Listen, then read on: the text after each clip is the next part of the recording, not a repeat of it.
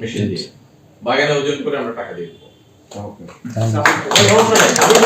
আমি এটা ঠিক করার জন্য আমি যতদূর পানিতে নামা দরকার আমি নামবো, হাঁটু পানি কেন, তার চেয়ে বেশি দিয়ে নামতে রাজি আছি এবং সবার উপরে বলেছি আমি ভর্তুকি দিতে রাজি আছি। তারপরে যেন এই বদনাম থেকে আমরা বের হয়ে আসতে পারি।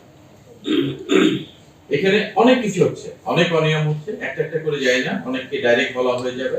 আমি একটা মেসেজ দিতে চাচ্ছি যে যারা পরিবহন করছেন তারা আমাকে হেল্প করেন, যারা এনফোর্স করছেন নিয়ম টিয়ম এর ব্যাপারে, আমাদের যে রেগুলেশন আছে রেগুলেশনের ব্যাপারে আমাকে এবং ডিসি কে হেল্প করেন, দেখেন সেক্টর কিভাবে কি পায়। ইটস এ চ্যালেঞ্জ যে ফ্যাক্টরি ওনারা দেখি কত দুষ্টামি করতে পারে। সমস্যা নেই, আমি ভর্তুকি দেবো, পাতা আমি কিনে নেব, তারপরে কি হবে? তাকে তো ফ্যাক্টরি চালাইতে হবে। ফ্যাক্টরি দিয়েছে 10 কোটি টাকা দিয়ে, 2 দিন পাতা না পেলে কি হবে? লসটা কার হবে? ভেরি সিম্পল ইকুয়েশন এখানে এরকম। তারা এখন চাষিদেরকে জিম্মি করতেছে, চাষিরা 2 দিন পরে তাদেরকে জিম্মি করবে যে আমরা ওখানে পাতা দিব না। Let's see. ওকে, সঠিক প্যাড আর সঠিক তথ্য দিয়ে কেশু সামলে নিব এক হয়ে। Monalisa sanitary napkin. কিন্তু আমাকে মানে ওই কাগজটা দিতেন তাই না, আমাদেরটা দেন। আসসালামু আলাইকুম স্যার, লক্ষ্মণ কুমার মুনির, সিইও। স্যার আমি সত্যি থেকে এখানে অনেক বেড়ে নিয়ে আসছি স্যার।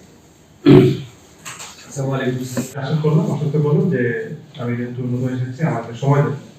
আশা করি স্যার এক মাস বিরুদ্ধে কিছু কমপ্লেন ছিল, যেমন চাষার সঙ্গে কমপ্লেন ছিল যে তারা চা পাতার যে মূল কম থাকে না।